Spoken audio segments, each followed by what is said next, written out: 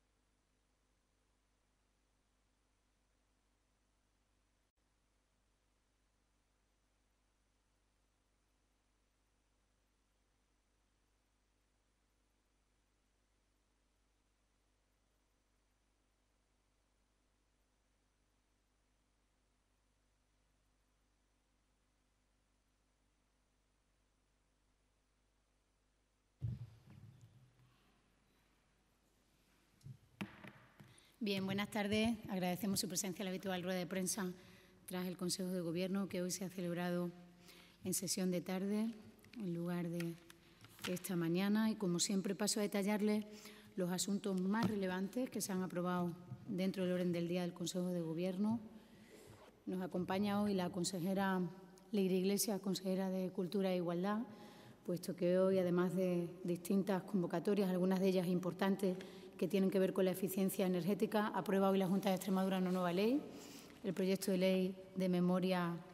histórica y de memoria democrática de Extremadura, y de ahí la razón que nos acompañe en esta rueda la consejera del ramo para poder dar la explicación oportuna de un proyecto de ley tan importante y que el Gobierno viene trabajando de manera constante durante el último tiempo. Se ha hablado ya de esa ley aquí y se ha además trabajado con las asociaciones de memoria histórica de Extremadura.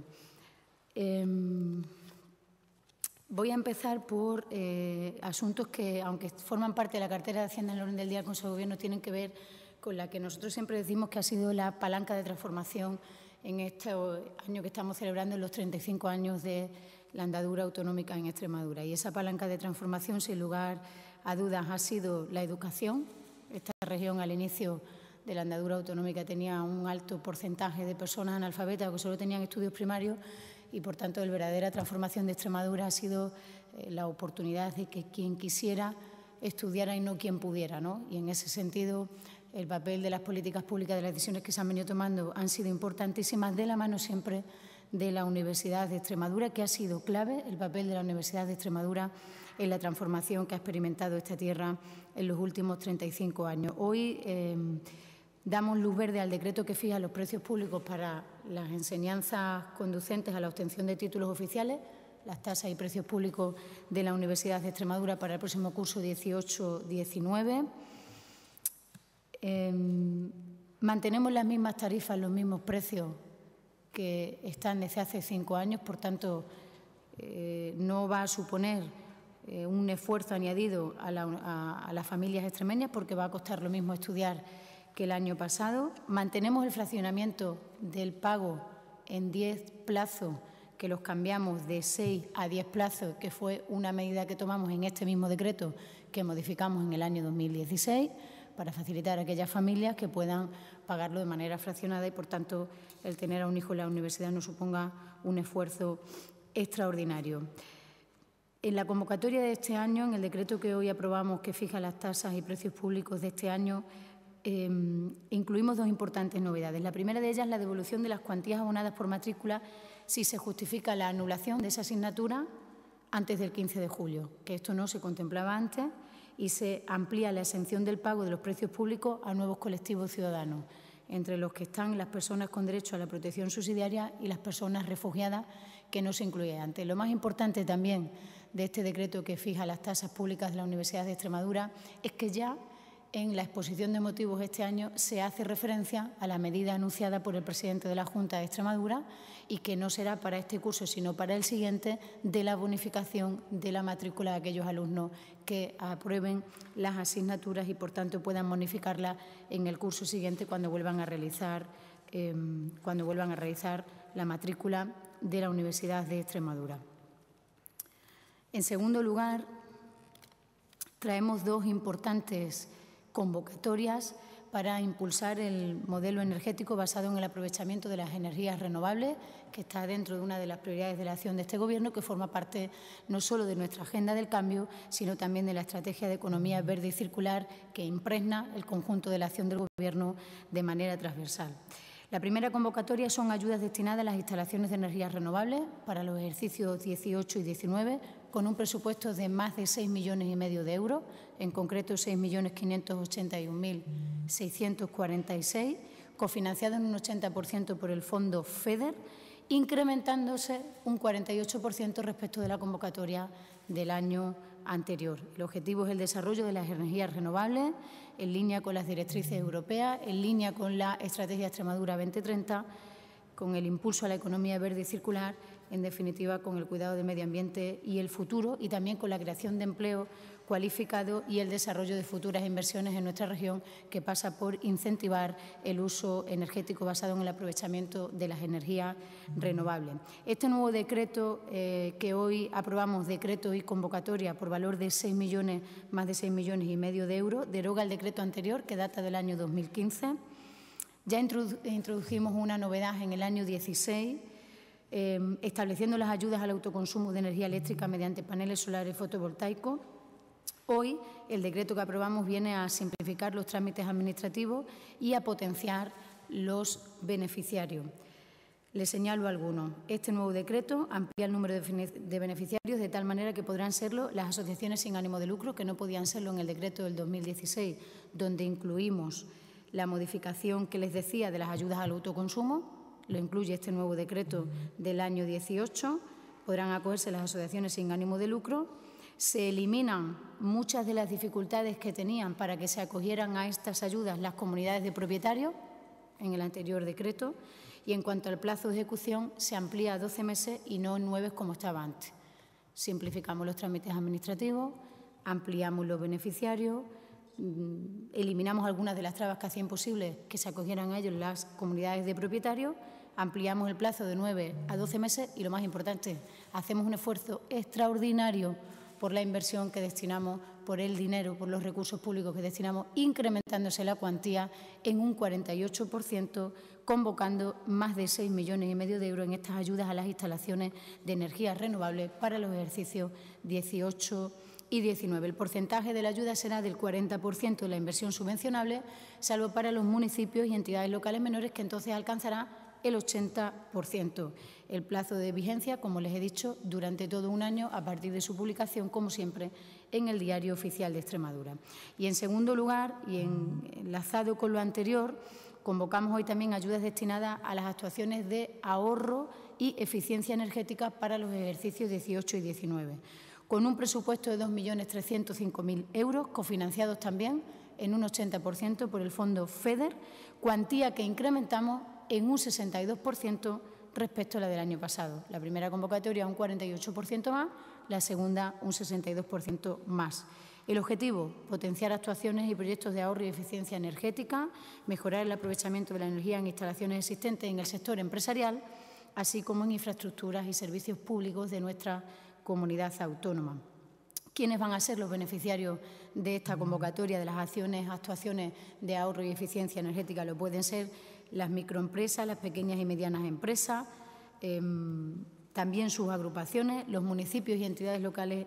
menores de Extremadura y los proveedores de servicios energéticos. ¿Qué actuaciones son subvencionables en esta convocatoria de 2.300.000 euros? Desde auditorías energéticas integrales, inversiones en sustitución o mejoras de equipo, actuaciones de rehabilitación y mejora de la envolvente térmica de los edificios, entre otras. Se subvencionará el 40% del coste de la inversión, como ocurría en la anterior convocatoria, con un máximo de 200.000 euros por el conjunto de las actuaciones subvencionables y beneficiarios. El plazo será también de 12 meses a partir de su publicación en el Diario Oficial de Extremadura, tras el acuerdo de hoy del Consejo de Gobierno de estos casi 9 millones de euros que quieren apostar por el uso de la eficiencia energética y las energías renovables en nuestra comunidad autónoma. No obstante, como entendemos que es una convocatoria importante, que hace la Administración regional un esfuerzo importante en cuanto a los recursos públicos, al presupuesto que destinamos a la misma, en los próximos días el consejero Navarro también les ofrecerá una rueda de prensa monográfica para entrar en todos los detalles de estas dos convocatorias de casi 9 millones de euros para una cuestión que creemos tan importante en la propia acción del Gobierno. Y me sigo quedando con todo lo que tiene que ver con el medio ambiente y me voy a la cartera de Marpá, porque en estos 3 años de legislatura el compromiso con la Universidad de Extremadura, y se lo decía al principio con lo de las tasas universitarias, ha sido claro. No solo hemos incrementado la nominativa de la Universidad de Extremadura, hemos mejorado los plazos, sino que también a lo largo del año aprobamos muchas veces distintas acciones en cada una de las consejerías de la Junta de Extremadura que hacen, sin lugar a dudas, que quede claro la apuesta por la mejora de la Universidad de Extremadura y la falta y el papel tan transversal y necesario que tiene la Universidad de Extremadura en el progreso de la región. Por eso hoy aprobamos 4 nuevos convenios con un presupuesto sumado todos ellos de 716.824 euros que posibilitan en líneas generales la investigación, el estudio y la vigencia de la calidad del aire. Por eso les decía que enlazaba con la Consejería de Malpá y el Medio Ambiente. Les detallo de manera breve cada uno de ellos porque lo importante es que pueda explicarle otros asuntos, así como la propia Ley de Memoria Histórica que hoy aprueba el Consejo de Gobierno. El primero de ellos es un convenio con la Universidad para realizar un proyecto de investigación para los estudios analíticos y muestras medioambientales, desarrollo de programas de educación y divulgación ambiental y gestión de datos e informes de la Red de Calidad Atmosférica con un presupuesto de 220.000 euros. El segundo de ellos es un convenio con la Universidad de Extremadura y el Consejo de Seguridad Nuclear para la operación, gestión y acceso de los datos de las estaciones automáticas de vigilancia radiológica ambiental con un presupuesto de 202.000 euros, ambos cofinanciados en un 80% por los fondos FEDER. El tercer convenio, también con la Universidad de Extremadura, para la protección radiológica ambiental de la región, 220.000 euros. Y el cuarto es un convenio para la realización de investigación y seguimiento de la red geodésica extremeña de estaciones permanentes de GNS, es decir, el Sistema Global de Navegación por Satélite, con un presupuesto de 73.000 euros. En definitiva, 4 convenios que evidencian, como les decía al inicio de la explicación de este asunto, el claro compromiso con la universidad pública en Extremadura, no solo en lo que a la financiación estricta del propio funcionamiento de la universidad se refiere, la nominativa de la universidad, como siempre la llamamos, sino que en el conjunto de las distintas consejerías hay muchos acuerdos y hoy, precisamente en la Consejería de Medio Ambiente Rural, Políticas Agrarias y Territorios, se firman 4 convenios con la Universidad de Extremadura que suman un total de 700.000 euros. También en el apartado de medio ambiente hemos de resaltar que nuestra región cuenta con numerosos centros de interpretación de la naturaleza repartidos por toda la geografía extremeña, centros que son claves para favorecer tanto la conservación como el mantenimiento de nuestro medio natural, que es una de las riquezas y las fortalezas que tiene esta tierra, pero también esos centros tienen una labor muy importante, no solo de divulgación, sino de educación a los más pequeños y jóvenes de Extremadura. Y en este marco, el Consejo de Gobierno aprueba varias acciones que tienen que ver con esto que les digo. El encargo a Trasa para la realización de las obras de adecuación y musealización del Centro de Interpretación Reserva Natural Garganta de los Infiernos, con un presupuesto de más de 300.000 euros, cofinanciados en un 75% por el fondo FEADER. Dotar y mejorar este centro de interpretación para favorecer el conocimiento y el disfrute de la Red Natura 2000 es el objetivo de este acuerdo, de este encargo que hoy aprueba el Consejo de Gobierno. En segundo lugar, aprobamos un convenio con Arroyo de la Luz para la adecuación del Centro de Interpretación de Saboyal y sus exteriores, con un presupuesto de 187.000 euros cofinanciado en un 75% por los fondos FEADER. Y por último, y en tercer lugar,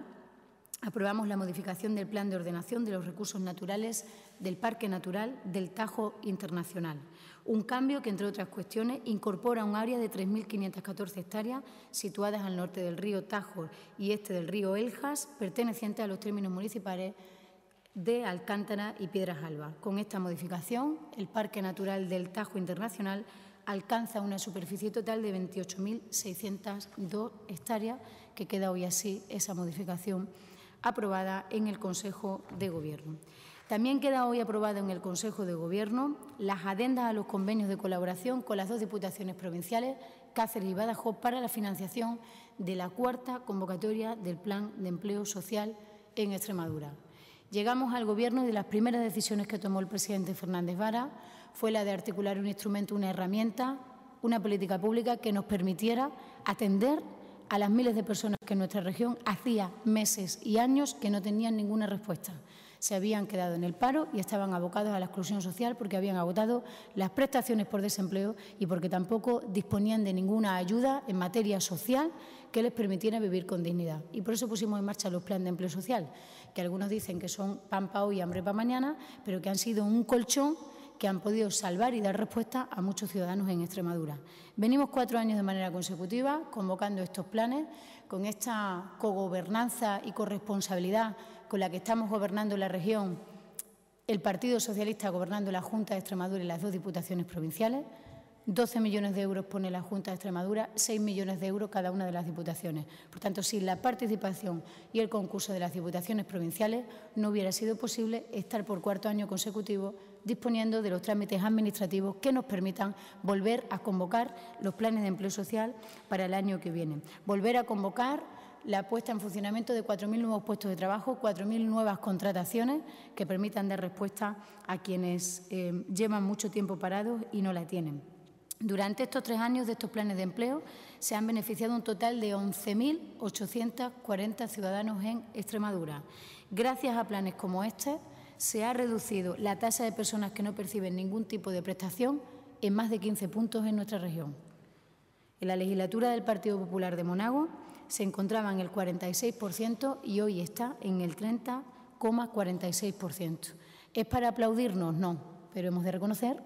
el esfuerzo que este Gobierno ha hecho a través de los planes de empleo social por dar una respuesta a las personas que solamente tenían en la anterior legislatura desesperanza porque no encontraban políticas que respondieran a su situación. Acabamos, lo recogían los medios de comunicación, de convocar el que llamamos empleo experiencia, por tanto, todo el esfuerzo que hagamos en los planes de empleo públicos tienen sus resultados en la sociedad extremeña y ahí están esos datos de cómo se ha reducido esa tasa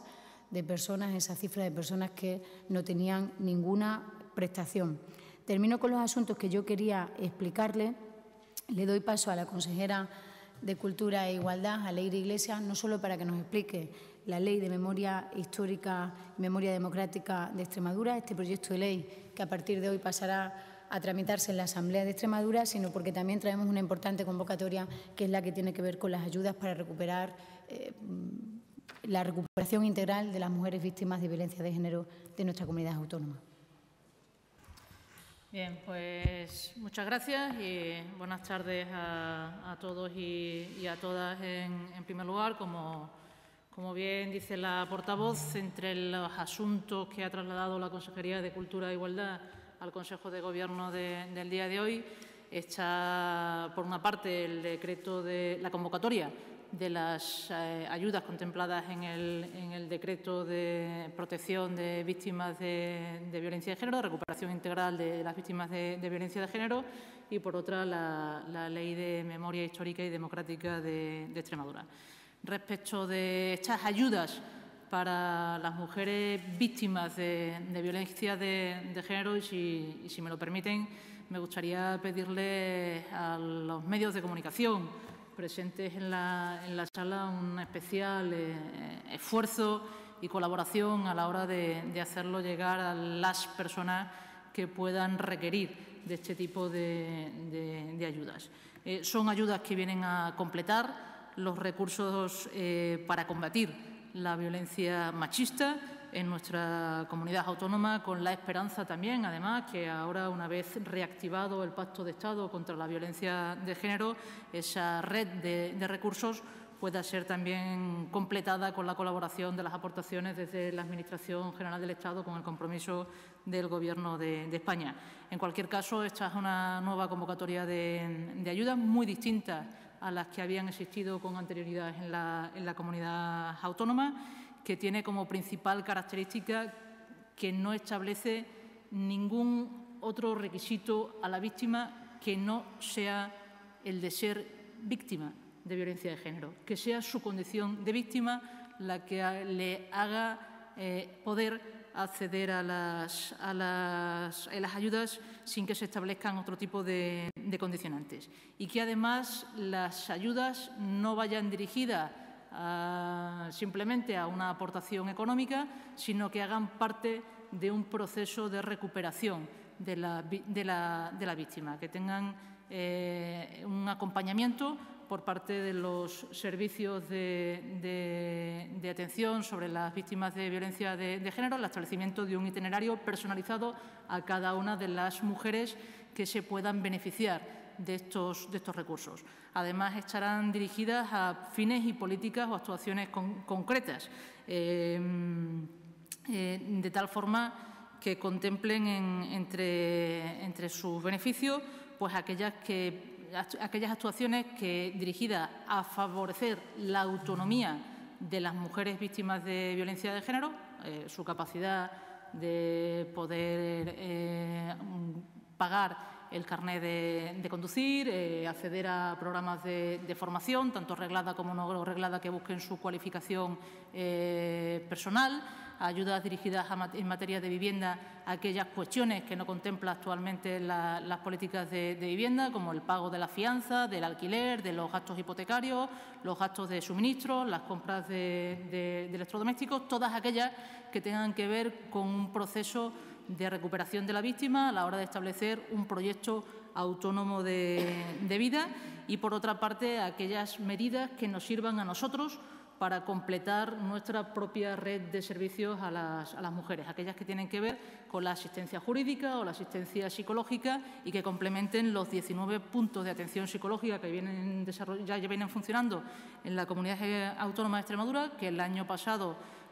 tuvieron 1.500 atenciones, o las 36 oficinas de igualdad que tuvieron cerca de 6.000 atenciones. En definitiva, salirnos del ámbito tradicional de las políticas sociales en lo que tiene que ver con la violencia de género e involucrar todas las políticas transversalmente que sirvan para construir ese proyecto autónomo de vida de las mujeres. Una estrategia amplia de lucha contra la violencia de género, no una estrategia de intervención desde el ámbito de la política social. Dos líneas: procesos de autonomía para la mujer y procesos de acceso a los recursos de lucha contra la violencia de género, de recuperación integral de la propia víctima mediante estos servicios de atención jurídica o psicológica. Por supuesto, también dentro de ese proceso de autonomía, no solo la capacitación para acceder a un empleo, sino también aquello que tiene que ver con la conciliación, la asunción de gastos relacionados con pago de guarderías o las personas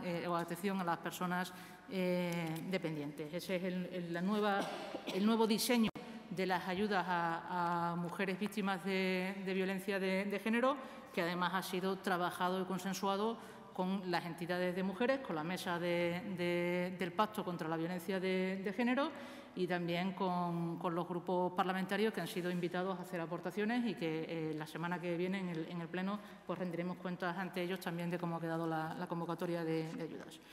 En segundo lugar, la cuestión de la Ley de Memoria Histórica. Hoy es 17 de julio. A estas horas, más o menos, aproximadamente hace 82 años, se producía un alzamiento militar que venía a consolidar un levantamiento, un golpe de Estado en nuestro país y el inicio de un periodo tremendamente negro en nuestra historia y muy, muy negro para muchísimas familias en nuestra comunidad autónoma y fuera de nuestra comunidad autónoma. Yo, y si me lo permite la portavoz en esta tarde,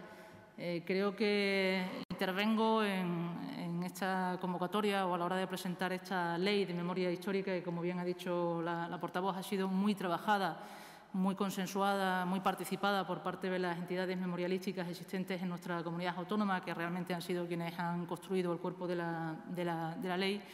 Venimos a hablar de alguna manera desde la memoria de los nietos y de las nietas. Y cuando hablamos de la memoria de los nietos y de las nietas, significa que no hablamos ni desde el rencor ni desde el revanchismo, en ningún caso. Hablamos por delante de todo y por encima de todo desde la búsqueda de la justicia y la verdad y la reparación, que son los principios que inspiran el derecho internacional y la Carta de los Derechos Humanos, con nuestros abuelos y con nuestras abuelas, con aquellos que padecieron la parte más dura de la represión en nuestra comunidad autónoma, pero también con el tiempo que vivimos, con el tiempo de actualidad, de conocimiento, de reconocimiento de lo que ha sido la construcción de la identidad de nuestra comunidad autónoma y de nuestro país a partir de esos acontecimientos. No perseguimos más que hacer justicia con los derechos humanos y, además, en una comunidad autónoma como Extremadura,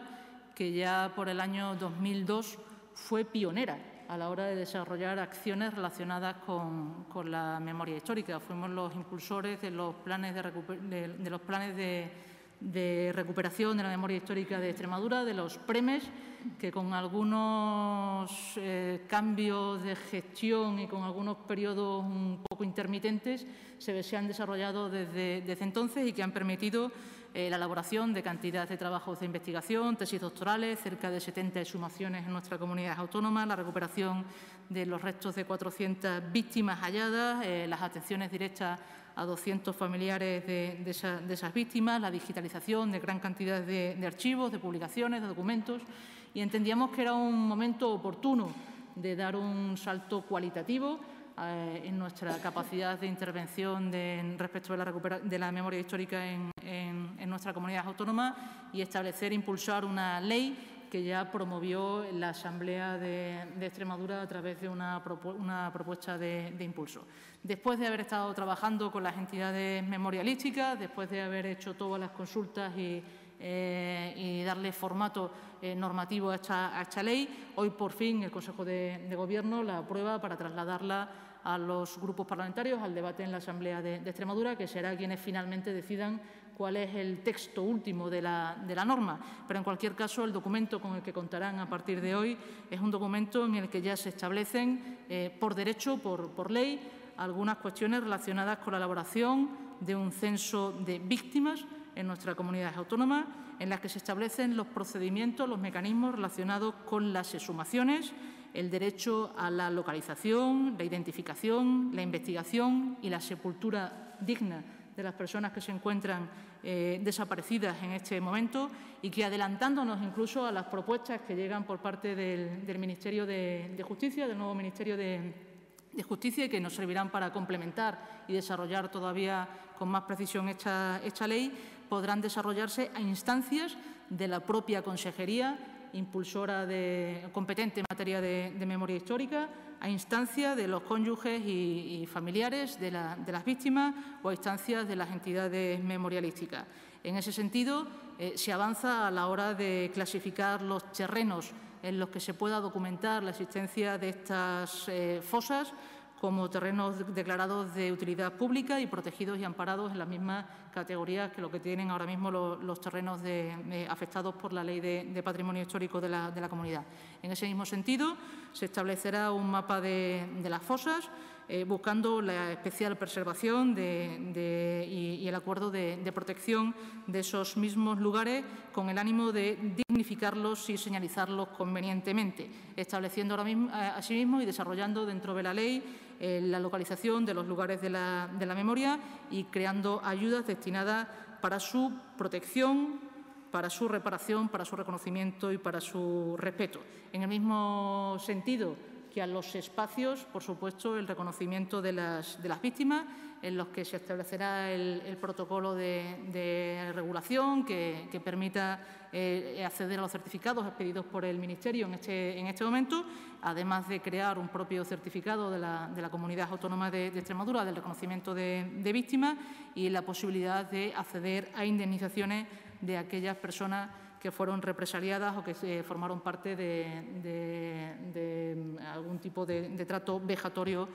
tanto durante la Guerra Civil como durante la dictadura del periodo de represión. Respecto de los símbolos franquistas, se crea un comité técnico para continuar con el catálogo que ya se viene desarrollando de elaboración de símbolos en la comunidad y, por supuesto, se procederá a la retirada de todos esos lugares o todos esos símbolos que aún hoy perviven en nuestra geografía y que ensalzan un régimen de dictadura. Se establecen ayudas y subvenciones para desarrollar esa normativa y se crean también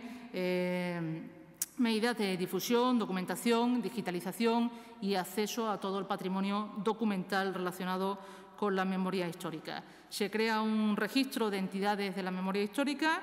a las que se apoyará también convenientemente. Se contemplan ayudas dirigidas al impulso a estas entidades de memoria histórica y se crea el Consejo de la Memoria Histórica de nuestra comunidad autónoma.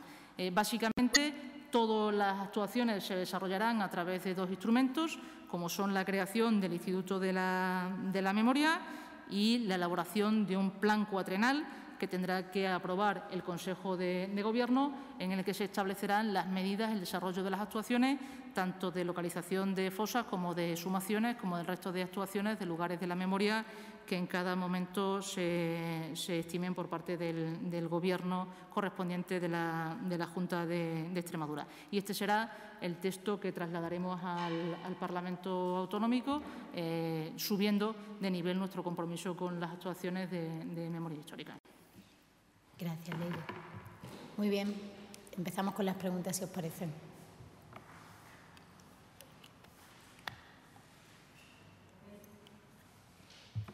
Muy buenas tardes. Habla de subvenciones, de ayudas. No sé si hay ya un montante económico previsto, una memoria económica para el desarrollo de esta ley. Sí, se presenta un documento de memoria económica provisional, pendiente de que haya un texto definitivo, que son 700.000 euros.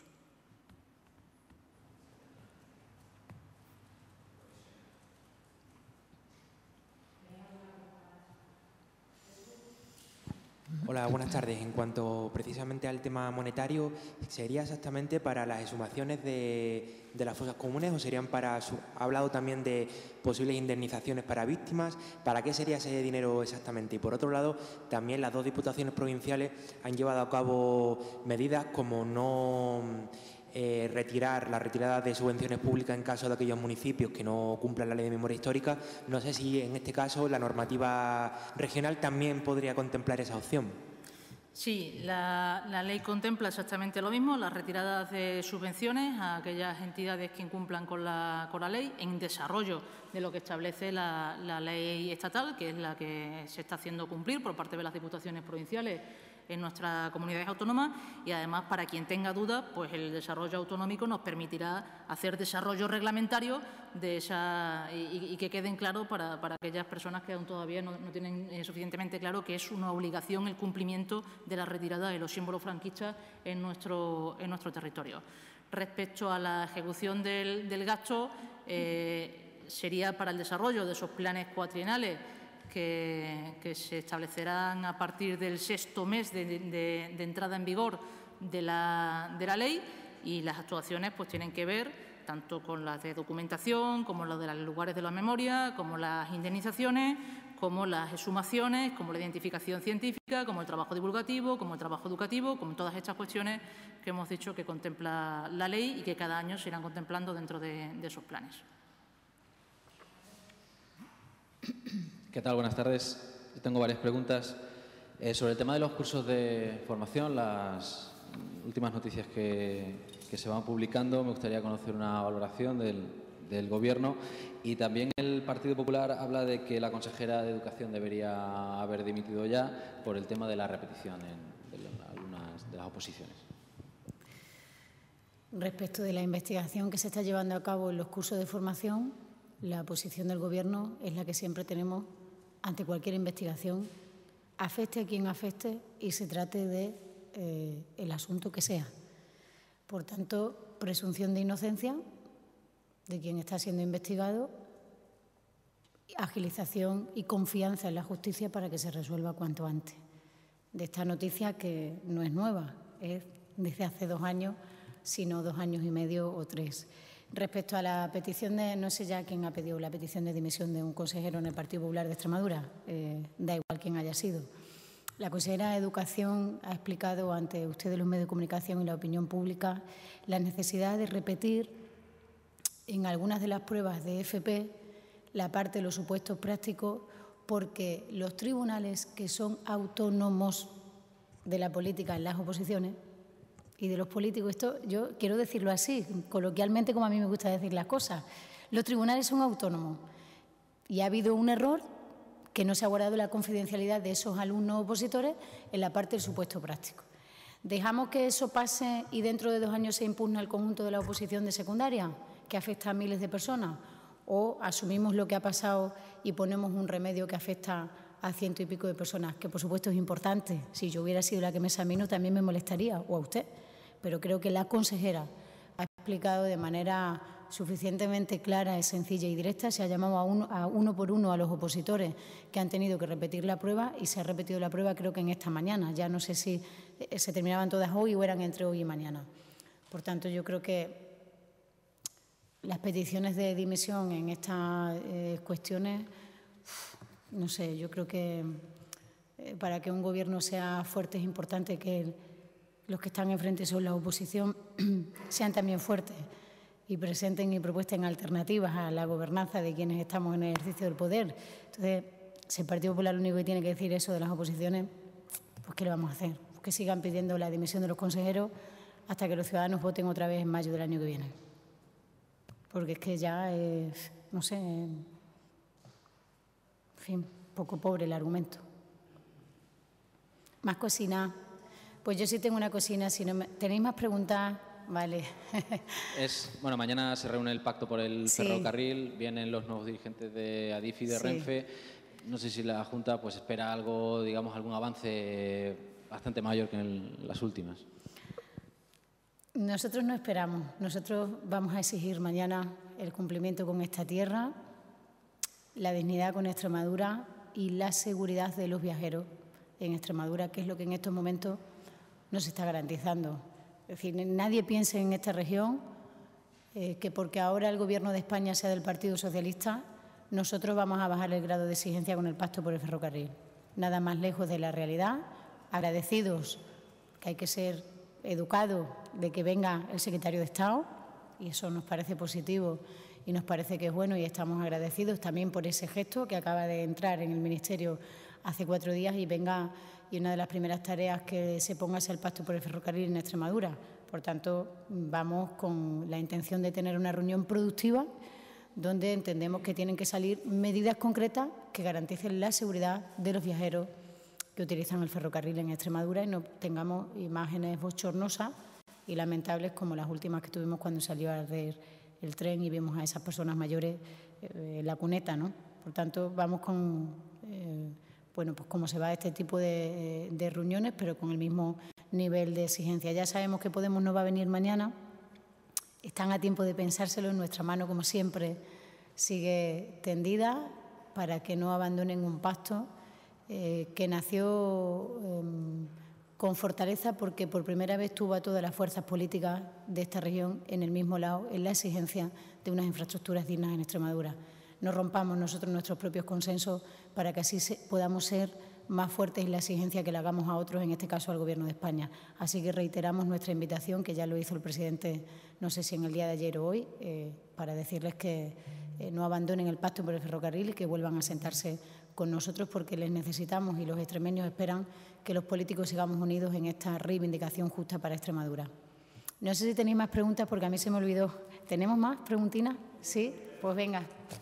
La iba a hacer casi sin micrófono. Sí. Y era parecida a la otra. El proyecto de ley Víctimas de Violencia de Género, ¿tiene dotación económica también? ¿Hay cuantía establecida? Sí, son 349.652,73 euros. Que es ya la convocatoria. Sí, esta es la convocatoria. Ya es la convocatoria. Ya aprobamos las bases reguladoras, creo que hace 2 o 3 consejos de gobierno, y esa ya es la convocatoria. Como hoy hay tantos asuntos y es por la tarde, pues se me olvidó decirles, en los que yo les relataba y les explicaba, que también el Consejo de Gobierno, para terminar ya la rueda, ha mostrado hoy su conformidad con la tramitación de la propuesta de ley PRL 29, Tercer Sector Social de Extremadura, que es una de las que presentó el Grupo Socialista, que salieron de ese calendario legislativo del debate del Estado de la región, y también mostramos la conformidad con la tramitación de la propuesta de ley de conciertos sociales para la prestación de servicios a personas en ámbito social y sanitario. Asimismo, hoy el Consejo de Gobierno aprueba también el decreto por el que se establece la ordenación y el currículum de educación secundaria obligatoria y bachillerato para la Comunidad Autónoma de Extremadura. Aprobamos este nuevo decreto, incluyendo lo que decía la sentencia del Tribunal Supremo en lo relativo a las horas de religión. Se vuelve a ofertar en segundo de bachillerato la religión y en todo lo demás, como ha quedado, entre otras cosas, reflejado en las distintas sentencias que se han ido produciendo, queda como ya se instauró en el curso 2016-2017. No solo a instancias judiciales, sino también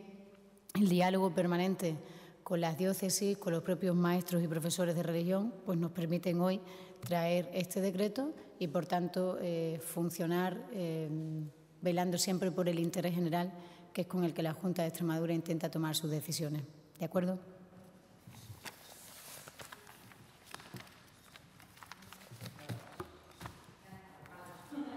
Bueno, muchas gracias.